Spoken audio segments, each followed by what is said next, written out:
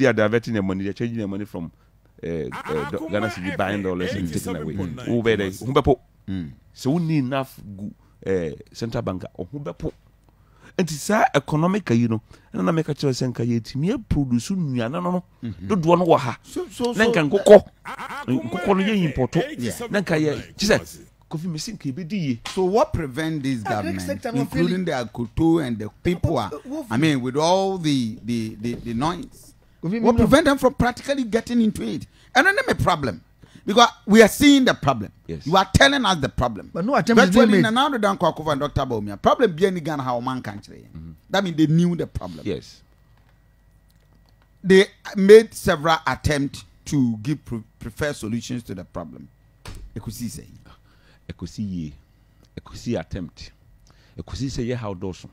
And I'm saying how does you know. Also baby security issues. Yeah how does internet issues so be nyabi ya how doso enkura school here school fees ya how doso corruption kunye enti untimi fa woni nkosi ba ko ema eno nko antimi mpaja ma hunhun kakraka de ohia pa no de ntia stara me believe say Ghana for is that say yema MPP nto so no ne say it is only stability aban ba ko jira mu che not temu che be almost 30 years ne betimi adame. Yeah.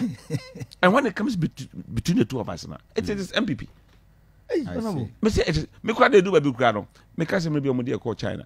Kofi MPP for na elite for anyway for better you put 14 years for China. Okay. Yanku share the acquire China fast so within 40 years. You can GDP ho asem within 40 years. Omo free bottom 2 about top 2. Na ko ye no mo kira dey ba kwa no mo dey pay 2 days. One day no mo dey pay 2 days. The honorable says China for no want to keep measures the development intentionally. One of the secret one of your report did home come up. One of the report China for more defy you see say like ambassador Ghana like take here to almost school no more say Polly. They are bringing all the countries around, and I think say they want to be able to unite the countries and fight America, not fight us in war, but but in power, no power business. That day. But Utioma Quachira was a one secret, one of the secret here. My it me this is because we have stability in governance. Okay, China. No, say some China for moon here, some man for a to aba democracy. As we know, it's very important, but it's a luxury now for our people. War country Akoma. So China much miensa. Your African China, your European China, your American China. Beijing Mundi, say UK, US. No more part of China and Swa. I had to say Europe. No more part of China and Swa. I had to say Africa.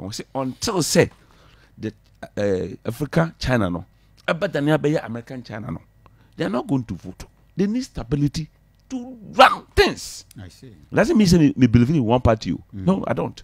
But we need a party to stay in power for a long time. Say a fear of election no, a man go take the decision be a hagene. So say we be say MP won't go. Na enko development. What is that? What is that? Because election, or plan now pursue no. Election, you know sometimes we hear election winning development. Say a man for better banana amount, but to be honest with you, no. See a trasepa na kofi. Ya planning ya man ya go according to plan. Na me say at the back of my mind no, obi a me to me. Ndu ni me ye ba no. Ye ko say go for ye momu to adwene da. By the time omu kire ye no mu dey si fam, omu kire after they are advocate for China. Me say all my me for being coach will be wiase. With all my experience in the US no. Me coach will be wiase me fan ko ntu kwaya, but never coach China. I see. Nko he baji kakra. No mbra. Later on ko be a US. Because them ko hu ye no ne intentional. Yeah, they mean well for their country and they are moving forward all the time. Kofi, until we have to be conscious. The urban Mrs. Hadi and the Bessa Koyunigov. Mumiama and this for 40%, then it's for 60%. Now for the year into baby for a long time. Yen can who boom. The MMS say yenka massa Montpellier Kufuadu plan na at the better hono. Maybe I want a little or minute changes.